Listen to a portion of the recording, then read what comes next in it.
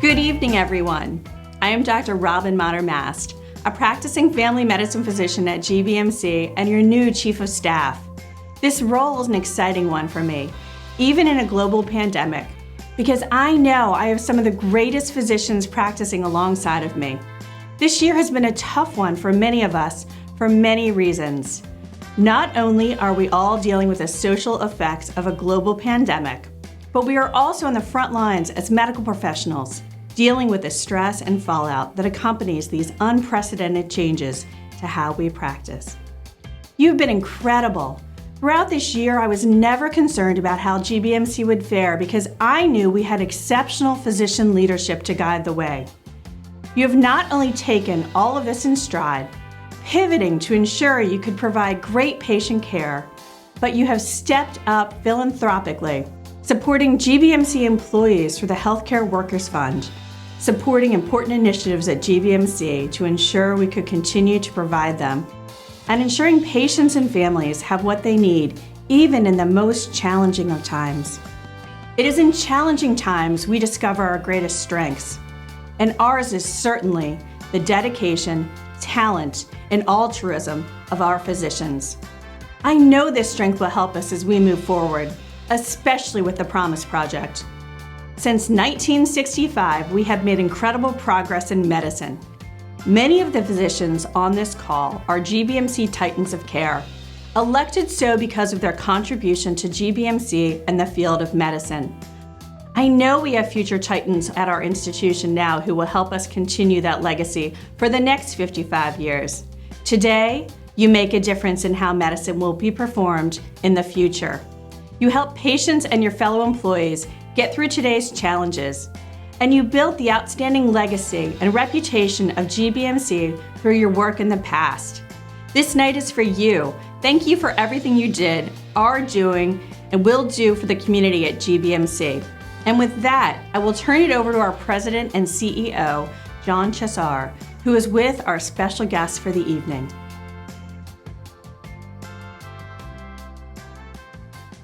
Good evening, and welcome to our first virtual Physicians Giving Recognition Dinner. Thank you so much. I'm Tracey Chessare, of course, and I'm here with my wife, Tracey, and we are delighted to be in the home of Chef Cindy Wolf for tonight's event. Thank you so much for joining us. I want to thank all of our physicians for your hard work, especially during this challenging time of the coronavirus pandemic.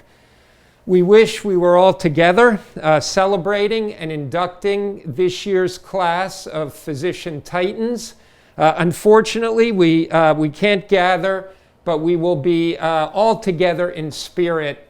We'll be socially distanced in a minute or two, and the chef will be taking off her mask. Tracey and I will take off our mask, but for right now, while we're close, we've got beautiful GBMC marketing masks on.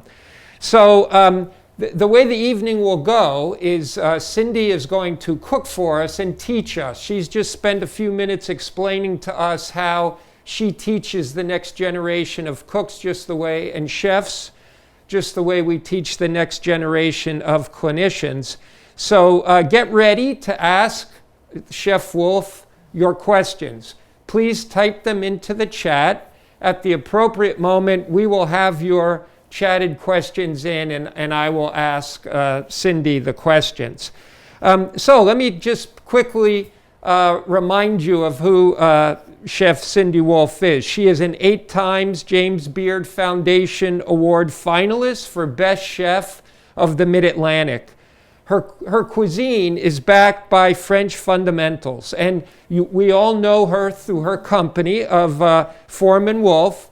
She is the co-owner of 5 restaurants, soon to be 6, and 2 wine shops. And as we all know, Charleston is recognized in the Washington Post Restaurant Hall of Fame. It is also an American Academy of Hospitality Services 5-star Diamond Award recipient, a Forbes 4-star award recipient, and AAA 4-star Diamond Award recipient. Boy, that is a mouthful of awards, Chef. Thank you. And Charleston is recognized by Zagat for best food and service and has been rated the #1 restaurant in Baltimore by Baltimore Magazine year over year over year over year. Chef Wolf is a graduate of the CIA, the Culinary Institute of America in New York. And here is the special announcement. Tomorrow, October 27th, the 6th restaurant in Foreman Wolf Fold will be opening, and it is called Cindy Lou's Fish House, and it will be in the Canopy by Hilton Hotel in Harbor Point, and it will have a full menu of Southern dishes. So we are delighted to be here tonight. Thank you for gathering, and let me turn it over to Cindy. Well, thank you so much. I'm so happy you're here. This is exciting for me. I want to thank all the doctors and nurses and everyone that works in all of our hospitals, because we need you, and we're very, very thankful for your hard work and all the things you give up to take care of us. And I personally want to thank Dr. Chowdhury. She was my oncologist and has treated me twice for breast cancer. The first time I was 33 years old, and the second time I was 43 years old. And I'm very thankful to be alive, and I love her. And we were talking a little bit earlier, and I was saying, she's like a ray of sunshine when she walks in the room. She brings such positive energy with her that I feel like, in a way, I mean, she just helped me so much just with her own person helping me, let alone all of her knowledge. So I'm very, very thankful to you all for that, and for Dr. Chowdhury, and for my health to have been taken care of the way that it was. I'm thankful to be here. And so thank you all for your hard work. Very, very, very, very much. We all appreciate you. And it's a lot of sacrifice that goes on. So thank you, and thank you for your work, sir. Very, very much. Really respect you. Should we talk about food? Let's talk about food. Okay. All right, so I'm really excited. I wanted to show you, I'm going to work with beef tenderloin. I wanted to show you 2 different ways to work with the beef tenderloin. So I thought it might be interesting for you all to see the tender.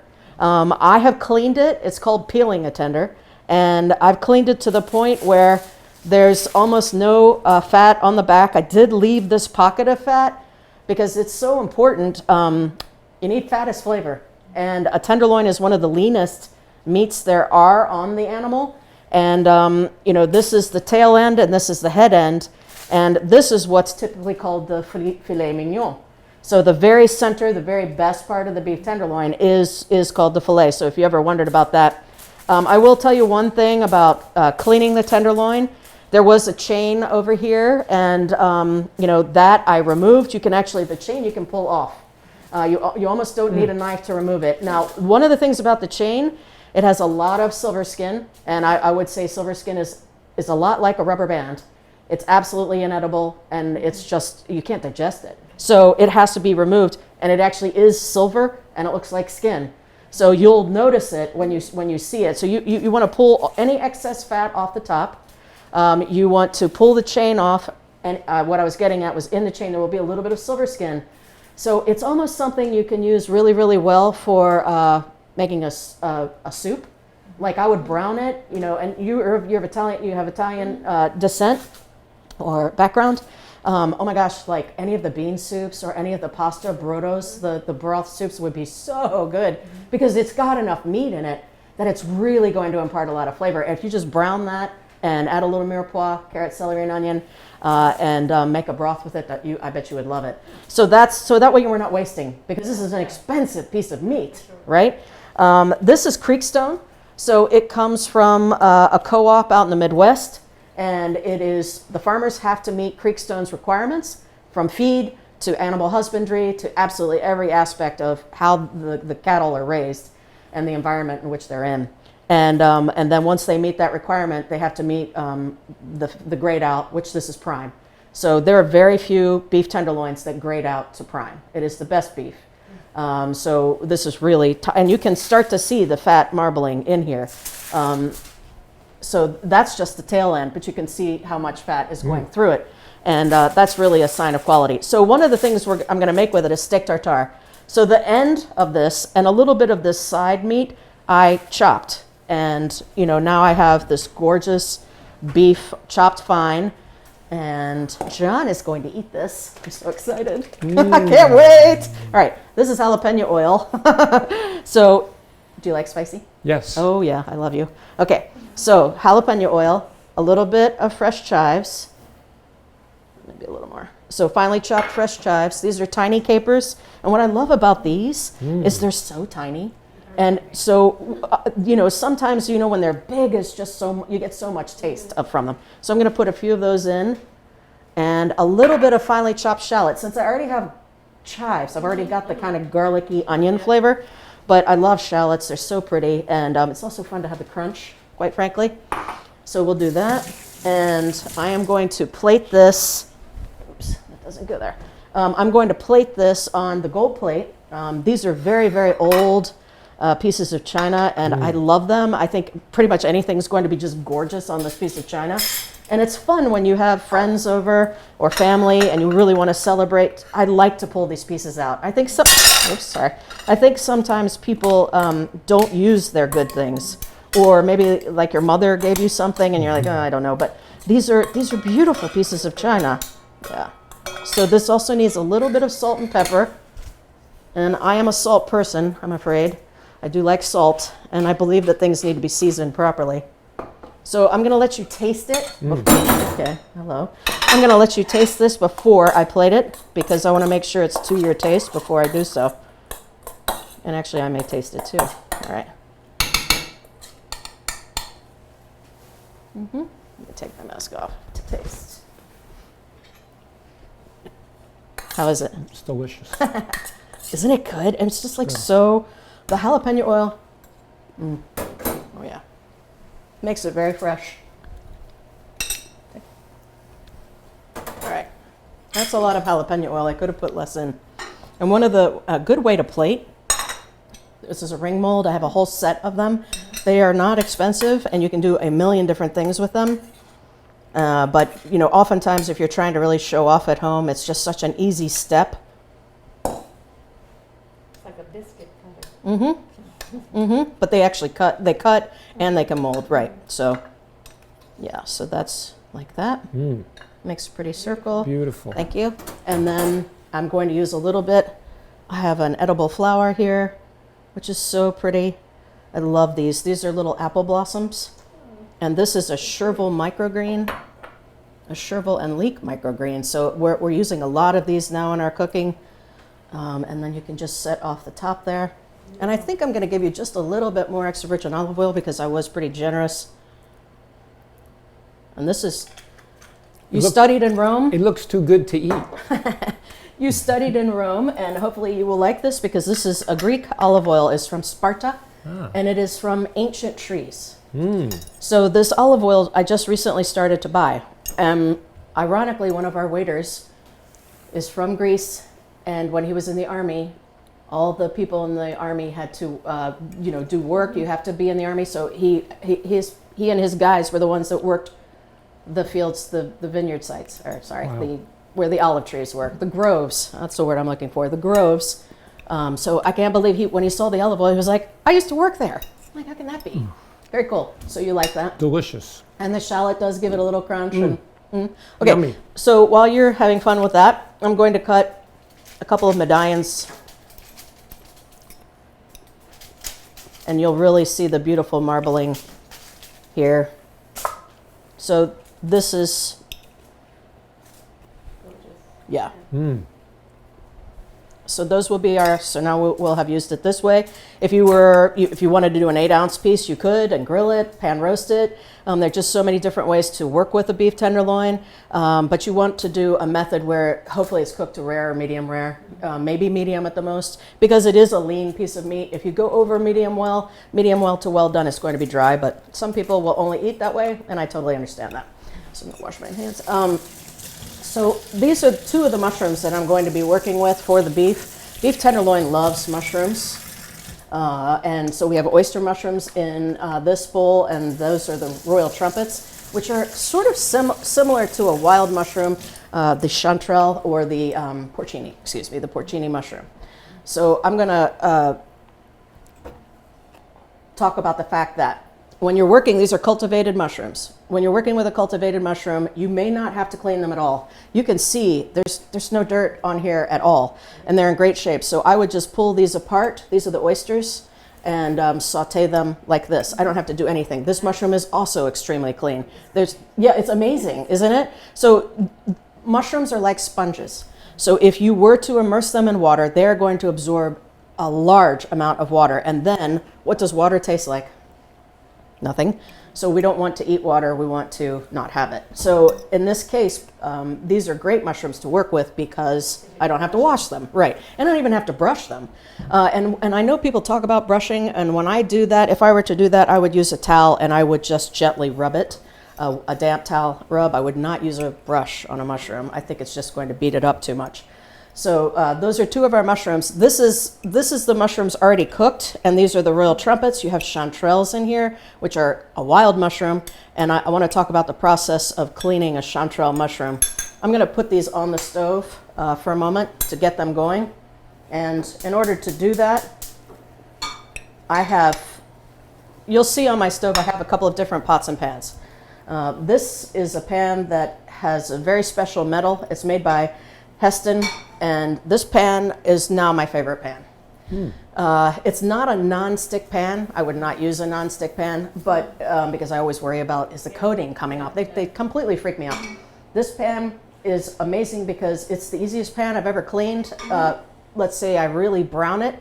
It's just shocking how easy it is. You put it in the sink with soap water, it's a joy, and it's very thick. So it's really a great, pretty much any cooking you do, you want to do in something that has a heavy bottom pan. It's a heavy bottom pan. The better quality the pans, they'll last forever. You can pass them on to your children. Really, if you take care of a pan, they should last forever. And taking care of a pan is washing them by hand, not putting them in a dishwasher ever, not putting them in a situation where they're going to have harsh chemicals. It should be a green pad and a sponge should be enough. I would never use SOS on a pan. That ruins you build up a surface on the pan. The more you cook, the more the surface builds up. And if you scratch that with SOS, you're going to have food sticking to your pan like crazy.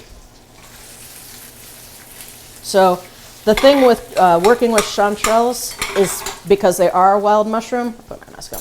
Because they are a wild mushroom, they have to be washed. So what I would do is I would probably fill up the sink almost entirely with water. I would sort of go through the mushrooms first, see if they're pine needles, leaves. I mean, they're wild. They're going to have everything. And then I get rid of that, and then I go into the sink. And I actually let them soak because there can be little things in there. So we don't want those. We don't want to eat those, obviously. And so we want them to kind of surface if they're there, which I will say I haven't seen anything in any of my mushrooms this season at all, which is great. And so and then what I do is I swish them through the water and I start taking them out and draining them. I wash them at least twice. So at least twice until I'm certain that water, that sink full, and you always lift things out of the water instead of letting the water drain back over them because you're letting dirty water drain over them. So if they float, that's why I fill the sink up so much. They float to the top, the debris floats to the bottom, and then you're just gently lifting this out, you're draining it in a nice big colander. Can you smell that? They look fabulous too. It smells great. Yummy. Mushrooms are one of my favorite things in this world. And to have this medley of mushrooms, the oysters, the buttons, the mayatakis, or chanterelles. So once you've done that, you've drained them, you're certain they're clean, then I go through and I cut off every stem because there always has dirt and sand on it. So I cut every stem. It's very well, for me, because I have to make 2 cases. But at home, it wouldn't take that long because you wouldn't have to make that many. Right. All right, so I'm going to turn that off because that's looking good. I have my sauce on. And just to show you, so the sauce is a reduction sauce of chicken and veal bones. And this is a lengthy process. It takes us 2.5 to 3 days to make our sauces because the first thing you have to do is roast the bones. So we roast chicken bones and we roast veal bones, and I do about 60% chicken to 40% veal bones, and you want leg bones because the leg bone has all the gelatin in it. So and they should be split. So if you are going to a butcher and you say, I want veal leg bones, please split them for me. That needs to be done on a bandsaw. You can't do that at home. And so that is, you brown the bones, you then turn around and let them cool down properly. You want to remove all the fat. The enemy of a good sauce is fat. So you want clarity in your stock. And so you would brown the bones, cool them down, then put them in a big pot filled with water, and you would add mirepoix, which is carrot, celery, and onion. And that should be probably about 20% mirepoix to your bones quantity, and a little bit of black peppercorns, bay leaf, and thyme. And those aromatics are just really important to the process. All right, so this stove is pretty cool. I've got a seriously high heat burner here, and I'm going to put, this is a copper pan. This is produced by Borgio, and it's, I mean, again, this thing, here, don't, yeah. It's heavy. Chef, we have our first question. Can Oh, you take good. a question right now? I love questions. First of all, hello to Melissa Sparrow, Hey. who's now in New Jersey. We miss you, Melissa, our outgoing chief of the okay. medical staff. Sure. So our board member, Christina Fitz, asked, she says, hello, Chef Wolf. I noticed that you are using a wide blade knife. Is that the instrument you should use when carving meat? Carving meat depends on what you're carving. So I am slicing meat right now, and it's a small tenderloin. So I also have this knife, right? And this is a real slicing knife. And this is, if I had a bigger piece of meat, that's why, actually, it's a good question because I had this out to talk about it. So thank you for asking. This kind of knife, you know, if you're slicing like a chicken and you're slicing the breast meat on a bias like that, this is great. This is not great for that. This is terrible for that. It is too wide. She's right. It's too wide, and this blade, of course, is too short. So this is what a slicing knife is. So yeah, I could have used this to cut this, but I mean, you can see it's overkill. Yeah, I didn't need it. But yeah, and the other knife that's really good to have is a boning knife. And the boning knife can also help you with carving because maybe you want to remove the breast, so you can go in and remove, and then you pick up this knife and then you slice. But if you're, you know, some people like to do it in front of their family and at the table, then I would suggest a slicing knife. All right, so I'm getting this pan very hot and ready for the beef tenderloin. But I have one more thing I need to do, which is, this is the foie gras. And it is one of the greatest, to me, one of the greatest things you can eat. It is the process, I'll put that in there. The process of this is the liver has to be enlarged in order for it to be, it needs to be full of fat in order for it to be delicious. So what happens is during the last 3 weeks of the life of the duck, and it's a Moulard duck, and the farm, by the way, is in Hudson Valley, New York, and there's only one left in our country. So this could not always be here, which would be very sad. My pan's getting too hot behind me because I'm talking. So this is what we deal with in the kitchen. And that's what you do when you're at home and you've got guests or whatever. So you have to constantly pay attention to what you're doing. Your concentration on your cooking is one of the most important disciplines that you have in So the now kitchen. I understand why Tracey sends me out of the kitchen. That's exactly why. She's like, let me do my work, please. All right, so now I'm prepared to slice this, and I've got to make my knife hot. So the last 3 weeks of their life, they force feed them, but they do it very gently. Obviously, they don't want to hurt their animals. It's not in the farmer's interest to hurt their animals. So when I went to visit Hudson Valley, it was all women, and it was all tiny women, quite frankly, who seemed very sweet. And I watched the ducks run up to them to be fed. I don't think anyone's being, so anyway. So they're fed for these last 3 weeks of their life, so their liver becomes large and very rich and fatty. Obviously, the esophagus of a duck is very different from a human esophagus, so that's why they can handle how they're fed. And you're doctors, so that, I just said a doctor-y kind of thing. All right, so this is actually 2 pieces. So you pull the two pieces apart, and there is a vein that goes through, obviously. So we need to remove the outer part of the vein, and if there's any sense of fat on the outside, like loose pieces of fat, we pull those off too. But there isn't any on this one. A hot knife makes it, it's like cutting butter. It just makes it a lot easier. And I'm going to cut a nice slice of foie gras for this. And then we score it, which allows some of the fat to come out in the cooking process and also makes it pretty. So that's the process, that's scoring. We score the magret breast too. When we cook the duck breast, we do this because the duck breast has so much fat. It allows that fat to render out properly. Okay, so now I'm ready to cook my beef. My mushrooms are pretty much ready. This can be a very quick process. You don't have to spend a lot of time making a great meal like this. The mushrooms are the longest cook time, interestingly enough. Those mushrooms from start to finish would take about 20 minutes. Actually, I'll cook this one too. So salt and pepper. I'm going to put the pepper on when I go into the pan. And if you want to know, I'm cooking in corn oil. A neutral oil, not expensive. I'm not wasting anything. Olive oil is the finishing oil. Olive oil should really, I rarely cook with olive oil. It's almost always a finishing oil, like you're making a relish or something like that. One of the best tools you can have in a kitchen are a very good pair of tongs. The locking tongs, I will tell you that I hate them with a passion. I don't know, I go to my sister's house, I'm like, how do these things work? And they're always locking. Yeah, so why do you need your tongs to lock? I don't know. Are they dangerous? They take less room and Is that it? There you go. There you go. Well, too bad. Just put them somewhere else. All right, so this pan is quite hot, right? It's going to do a beautiful sear on this beef. One of the things you want when you are cooking is for the meat to come up to room temperature because it will cook more evenly. This is so small, I'm not that worried about that, but if that was an 8-ounce piece of beef tenderloin, I would definitely let that come up. So it's nice and brown already. Turning them over.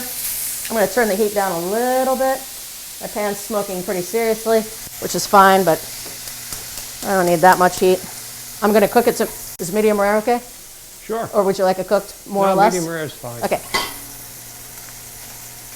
This is fast. I mean, that's 4 minutes. Yeah, it's 4 minutes of cooking in a hot pan. And one of the things you really want to think about when you're cooking anything is that you cook it evenly. You want to cook from the top to the middle, from the bottom to the middle. So you want to spend the same amount of time on both sides. And I will re-season this after I take it out of the pan as well. Excuse me. So my sauce is warm and ready to go. My mushrooms are hot and ready to go. And this beef is going to be ready in a minute. And I'm going to knock some of the fat out of this pan because I need to sear this piece of foie gras. No reason to use another pan. No reason to waste. I'm taking that fat out. And in the end, the fat from this foie gras will just season this meat even more. That's a big piece of foie gras. The foie gras is almost as big as the beef. So we have another question while you're doing that. Is there anything one should not do when cooking foie gras? You need a hot pan. You need a very hot pan. You need to sear it. That is the biggest thing because it is essentially almost all fat. If you do it on low heat, you're gonna have it's gonna melt away and it's gonna be ruined. You have to have a hot pan. So see, it's already searing. Yeah, it doesn't take long. One of the other things about foie gras is that you want to go from very hot outside to a cool center, which allows you to really enjoy the difference of the textures of the foie gras. So, your plate. I may leave a few pounds heavier, but Didn't take long. I'm going to salt the foie gras. A little bit of salt on the beef. Just a little bit. I've already salted the beef, so I don't need to salt that too much. The foie gras definitely needs salt.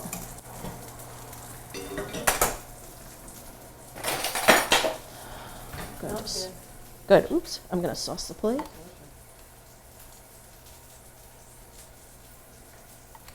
Gosh, that sauce.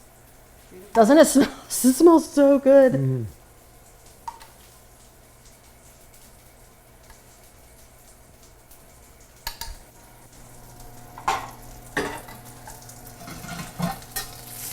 This is a great tool to have. One of these, it's called a fish spatula. You can go right on top. And they're great for things like that because then you don't take the fat from the pan. You know, it's just, and I mean, like I stir things. I mean, I can use this for like 1,000 different reasons. Turn the burners off.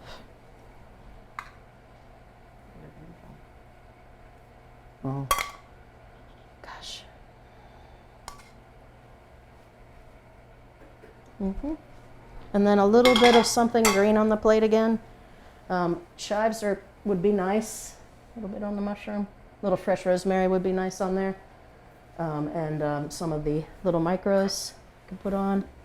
Just take the root off. They actually continue to grow in their pan. Wow. Isn't it crazy? It's so cool. It's beautiful. There you are, sir. Have fun. I guess I take off the GBMC mask. There you go. Again. It's your opportunity.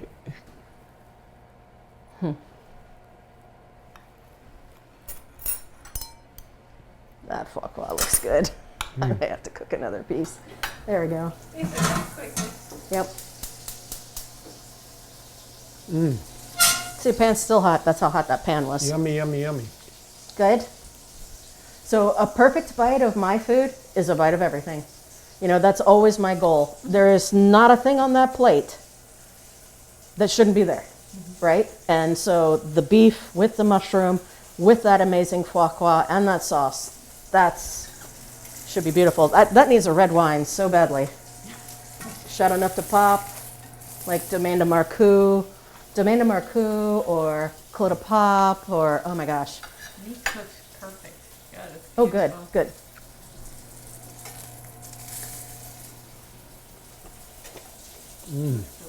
Fabulous. Good, good. Looks good. So we did have another question come in from Dr. Maria Payne, one of our neonatologists, who is asking about spices that you keep. Should the cook in his or her own home keep whatever spices they enjoy, or is the choice of the spice more of a science? I think things that you use a lot, like I use saffron a lot. And so I have, and this is hard to find because this is Persian saffron. So this came over from Iran. I always have saffron in my house. I will use it a lot again. And also the other thing that I use a lot is curry. And I have a Madras curry in my cupboard. And other than that, the only things I keep here are chili powder, salt, black peppercorns, and nutmeg and cinnamon. Because inevitably I will go to make a pastry and be, oh, really, do I have to go get nutmeg and cinnamon? So I don't worry about those as much, you know. The other ones need to be vibrant. You know, the saffron especially, I mean, it will begin to dry out. With saffron, you can leave it as the whole threads, or you can crush it in a mortar and pestle. Oh, I can smell that through my mask. So another question is, where do you come up with your inspirations from? A lot of my inspiration, well, I'm driven by the seasons, first and foremost. I always cook within the season when the product is the best.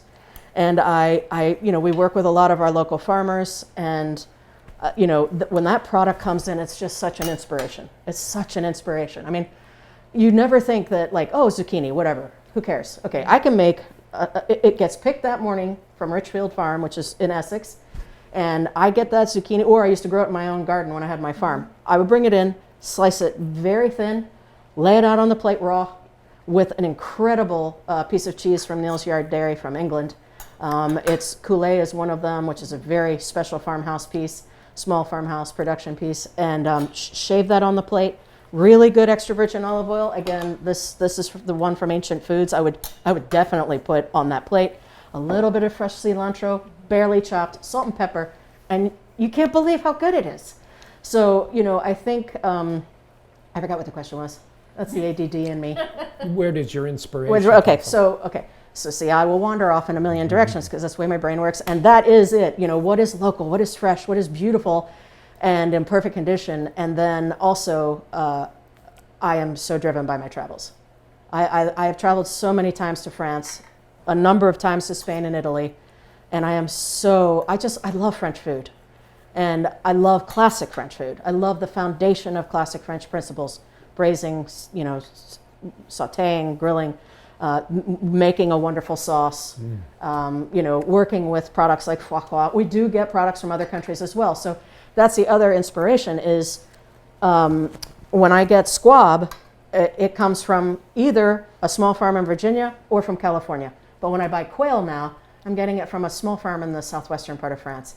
And it's so good. I mean, you don't have to go all the way to France to get quail, but oh my gosh, it's so sweet and beautiful. And it just, I don't know what they're feeding them or what, they're living in some kind of an environment that the quail are just so happy and they're so good. So, there are just those products, like we buy wild escargot from Burgundy.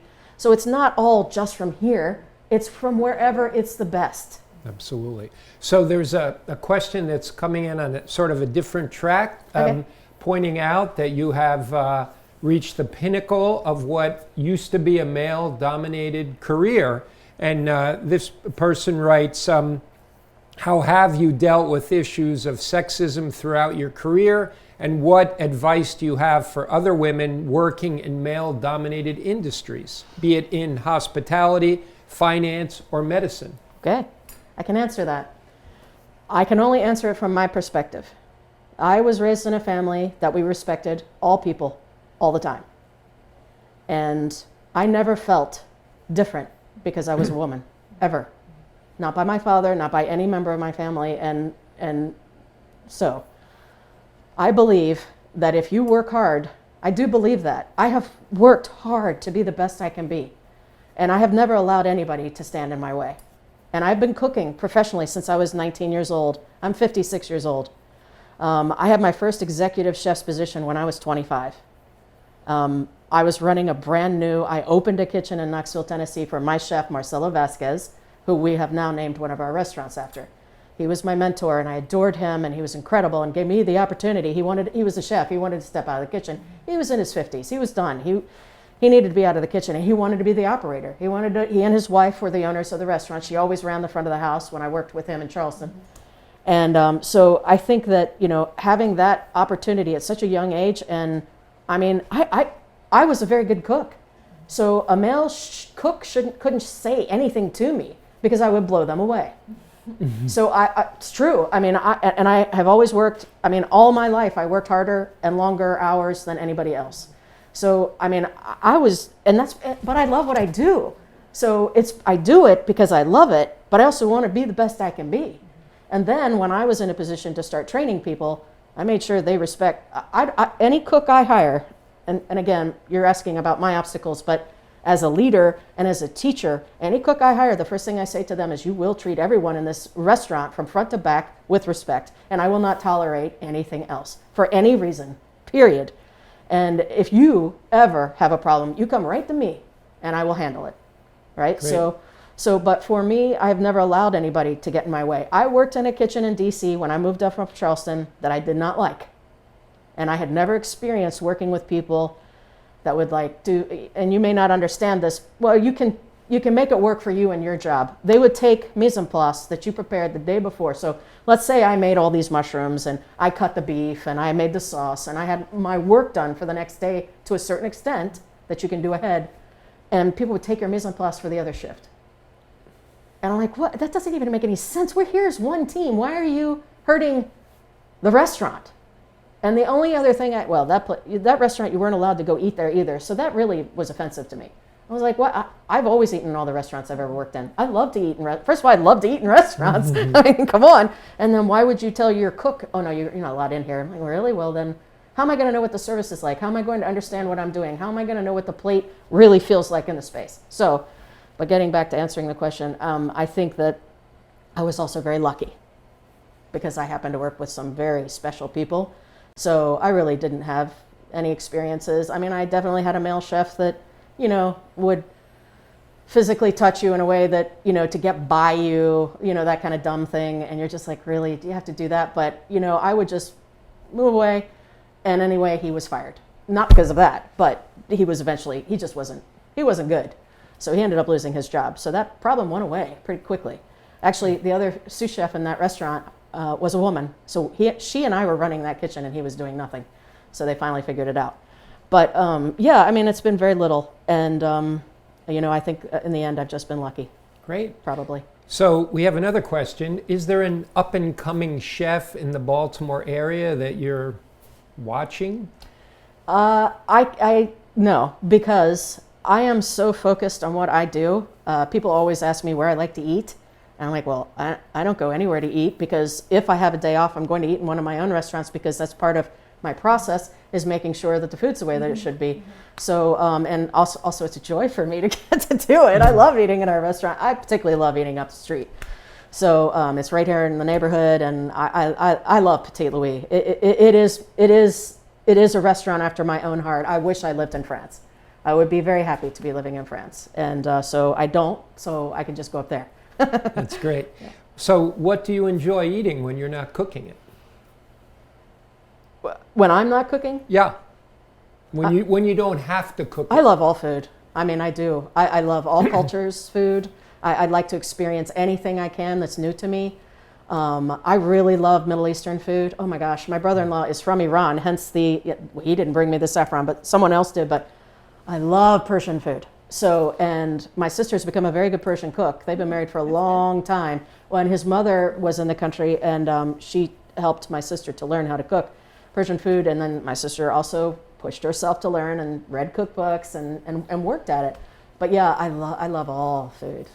So I have to make the next comment, otherwise my colleague Jenny Coldiron, formerly Jenny McGill from the American Cancer Society, of course. said that Jenny. her polenta, Jenny's polenta, has been forever changed by your tutelage and recommendation to buy cornmeal from a specific place. So she wanted me to ask, where are the best places, local and otherwise, to get products? Okay. So polenta, she says cornmeal, but she means polenta, comes from Anson Mills in Charleston, South Carolina. They're actually based out of Columbia, but it's a Charleston company. So Anson Mill, and I also get my grits from there. And I get my Sea Island white rice peas, which is an old heirloom variety bean that they brought back to life from seeds from Clemson University. So Glenn Roberts is the owner. Okay, this is what's crazy. Glenn Roberts is the owner of Anson's Mill. He was the general manager of the restaurant where I did my apprenticeship in Charleston. Wow. So immediately when I opened Georgia Brown in DC, I started buying grits from him right when he started processing grits. So he went from being a restaurant manager, super knowledgeable about wine, just an amazingly talented restaurant person, to working on fishing boats in Charleston because he wanted to learn, and eventually going back into the restaurant business, working at a restaurant called Anson's in Charleston, and then opening Anson's Mill. So that's a great place to get those products. For meat, you can buy from one of my purveyors, which is D'Artagnan, which is out of New York. French lady owns the company. They have, foie gras comes from there. We buy squab from them too. We buy a lot of our specialty meat products. So D'Artagnan you can buy from on the internet, Anson's Mill, and what else? I don't know, there are a lot, but I think locally, there's so many great markets. So, hit your markets up while they're in season. If you want something special from a butcher, let's say you want sweetbreads. I thought about making those today just because that's sort of like, wow, how do you work with those? Because it is a process. But gosh, it's one of my favorite things in this world. And if you want sweetbreads, you can go to one of our local butchers. Just ask them ahead of time. They'll probably get them in for you. Great. So another one of our viewers points out that restaurants have had a tough time during the pandemic, and is curious to know how your restaurants are doing and what's your take on the restaurant industry moving forward, and what good might come out of learning from the pandemic. We are doing fine. Thank you for asking. Our restaurants, it is the 6-foot thing that is the biggest problem. So right now, my biggest concern right now is cold weather, because we are doing so much outside dining, and I need people to want to eat inside. Quite frankly, we can't, or to eat outside in the cold. I mean, for Louis, we have 1 million heaters. So I actually think, Louis and Johnny's, they have a lot of heaters. And were we able to do downtown or not? No. Yeah, the fire marshal won't let us use heaters downtown. So, so that is a big deal. And that is my concern, especially with cases rising, which is what's happening right now. So I can't even fathom the idea of having to close the restaurants again, but it may happen. And I will tell you right now, that would be devastating for the restaurant industry. If we have to close again, it's going to be tough. So what I've learned how to adapt more so than I ever thought I would be able to. When we first reopened, we were only doing to go. And one of those first Saturdays, we did 300 plates of food to go. And I'm like, well, we figured that out. It went out in a timely manner. Everything went well. But it broke my heart to see my food go out in a to-go container and go sit in somebody's trunk. I want the guests. I want my guests. I want to see them. I want to talk to them. I want to hear them laughing. I want to hear them, enjoying themselves. And I need them with me. I love our guests. It's my happy part of my work as well as cooking. So and we work hard to make our food beautiful, and to see it go in a I'm like, oh, but whatever, we do what we have to do. So that we adapted from that to then, you can be patio, out, to go and patio. Then it became to go, patio, and inside at a certain percentage. Then the mayor dropped that down, which was very hard to deal with. Then that went back up, thank goodness. But yeah, it's the biggest problem for us are our smaller spaces, like Petit Louis, which we can only put so many tables in there 6 feet apart. So that's my concern. But yeah, we adapt, and we will continue to adapt. We opened the farmer's market. That's an outlet for product.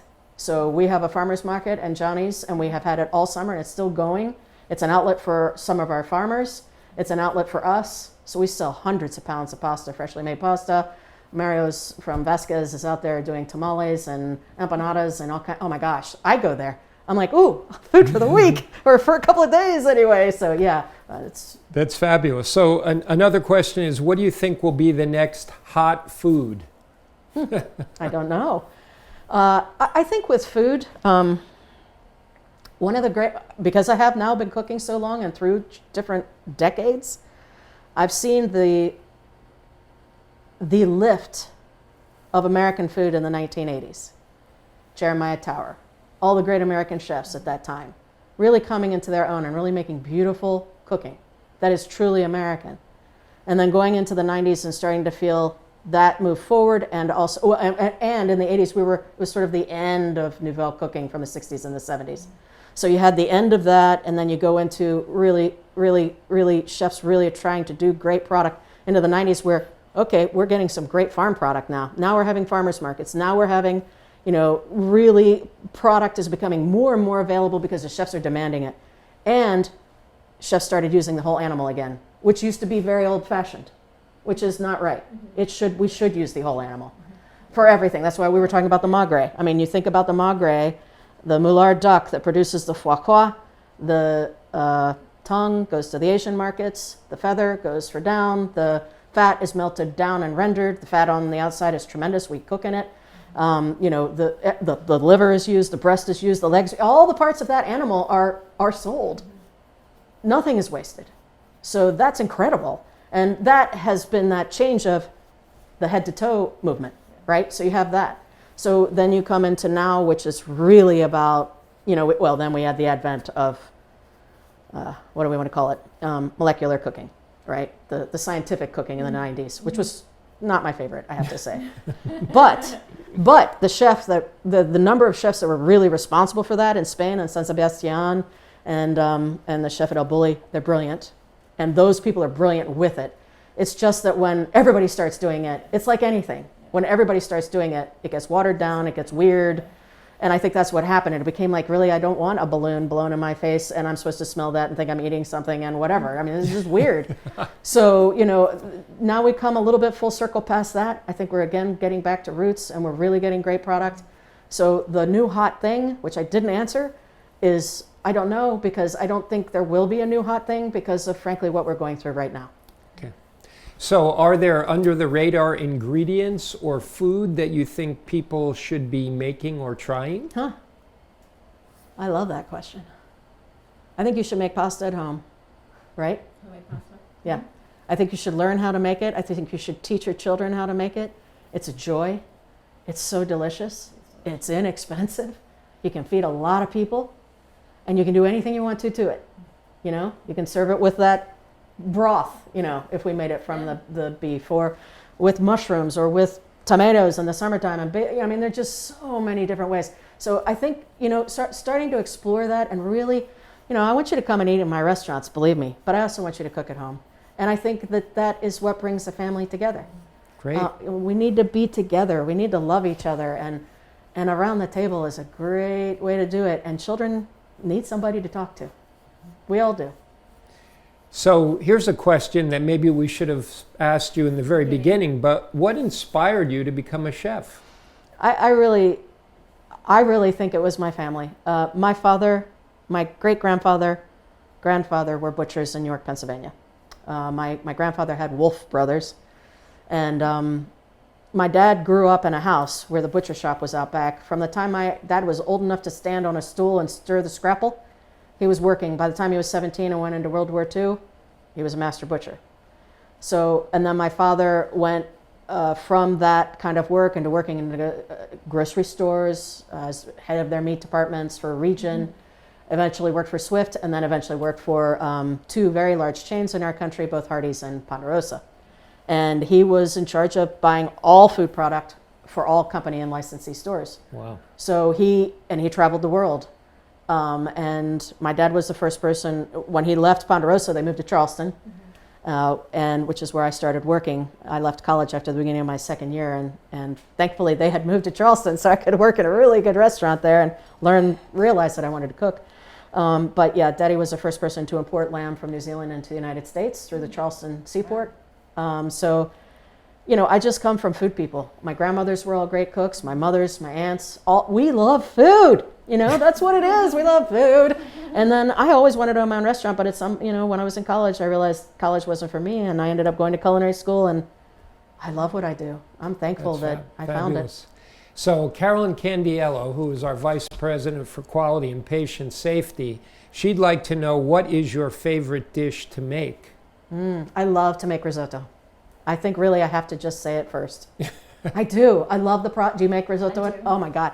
It's like a labor of love. And I really like making risotto at home because, well, I live by myself. So I have no distractions. At work, when I make it, I try to almost always make the risotto because you have to stand there and stir it. Like I say, it's a labor of love. And the more you stir it, the better it is. The more you just pay attention to it and really, you know, work it. And when we're in a kitchen, we're doing, you know, so many things at once. And so I take on that, and I just love it. I love making risotto. I made fresh black bean risotto the other day with black beans from Richfield Farm. I cooked the beans and all kinds of wonderful things, and then that broth became the liquid for the rice. I use La Bamba rice, which is an old type of long grain rice from, arborio type rice from Spain. And it was about to be lost, and one of the older Spanish chefs said, "No, man, we got to get together and save this rice. It makes the best risotto." So you should try it sometime, La Bomba. And, you know, I'll make risotto with lobster and shrimp or saffron and asparagus in the springtime. So I can make a million different types of risotto. But really, I like sauces and soups too. Oh, great. And then I'll start to say I like to cut meat, and I like to work with mushrooms.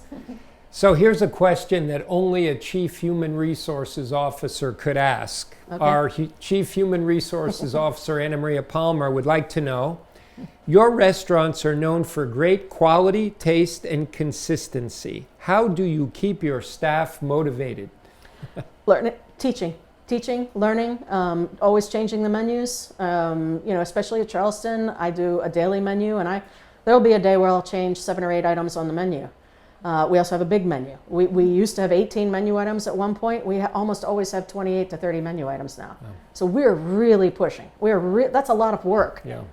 So we really push, and as much as I can teach them, that's what motivates people. Also, what motivates people is giving them a very positive work environment. So I work very hard to create that kind of environment and to take care of my staff. We were talking about, we've offered health insurance since the day we opened Charleston. So we have done everything we can. We give them vacation, we pay them correctly. Everything we can, that's motivating. I mean, people work to get paid. That's great. So pay them fairly. Thank you. So one of our board members, Jim Stratner, asks, what would you say is the great American meal? Oh. That's a good question. Roast chicken. And I really think that that's the great French meal too. So I think all cultures, a beautifully roasted chicken, beautiful sear on the outside, nice golden crust, crispy skin, put a little mirepoix inside, put some aromatic in, a little fresh rosemary or fresh thyme, properly roasted chicken. And we all love potatoes, so now I'm going to throw in potato gratin, because that's one of my favorite things in the world. So a gratin potato, whatever you want to call it. And I think also green beans. I think American, I always seem to think green beans or asparagus, so some sort of wonderful green vegetable, a great potato accompaniment, a beautifully roasted chicken, and then the other thing has to be crab. I have to say, crab is so American. Like, we love our blue, on this coast especially, obviously, we love our blue crab. So crab cake, that might be up there too. So here is a question from one of our physicians, Dr. Delia Chiaramonte, who is in palliative medicine. She's a geriatrician, fabulous doctor. Okay. And this question will ring home to Tracey and I as well, because we have family members who have celiac disease. Okay. Dr. Chiaramonte says, I've made homemade pasta with my kids for years, but now one of them developed a wheat allergy. Can I make a gluten-free pasta at home? You can, and I'm not sure how you do it. I'd have to ask my chef across the street, because I really don't, because we don't make it. We do make pasta at Charleston. I'm not sure what product he uses, but I'm happy to let her know what product he uses. Delia, we'll get back to you. Yeah, we'll get back to you. Well, I'll answer the question. So we're almost at an hour. You have been so generous with us, and we're so delighted. This might not be a bad question to end with. One of our viewers wants to know, what makes you different from other chefs? I will tell you that I have known since COVID started, and I had to walk into my kitchen and it was closed, which was heartbreaking. I'm going to cry, so I'm going to try not to, is that I love what I do. And I think that I actually had a guest, I have recognized it, and I had a guest say it to me the other night. The love that you have for cooking shows in the food. So, that's my love. That's my love that I give to the food. That can't be somebody else's. So we're all individuals as chefs. We all have our strengths and our passion for what we do at our own levels. I love what I do. I can't imagine doing anything else. Often I will say, I'll look at a cook and go, can you believe this is what we're doing for our job? It's amazing. And I love my guys so much. I love the people that I work with so much. And I love my kitchen. I love working in that space. And I love the opportunity that I have in this amazing city that I can make anything I want to and people will buy it. That is the greatest joy for me as a chef. I can bring in white truffles, and we sold out of them on Saturday night. Sold out of a $2,225 a pound product. Wow. One of the most expensive things you can work with. We sold them all. And I can also make sweetbreads, which, some people think they don't even understand what it is. Or I can make things like foie gras, these delicacies. Or I can make a version of my mother's sauerkraut and pork, and people buy it. Mm-hmm. So it's all ends of the spectrum. It's all, we embrace all cultures at Charleston too. We've done some very typically Mexican things as well as South American things on the menu. If I've gone to Argentina, I don't care what the name of the restaurant is. I'm going to come back and make things from Argentina. That's inspiration. That drives me. So I don't have to worry about what concept my restaurant is anymore. People know who we are. They know they can trust us when they come in there. And so that's it.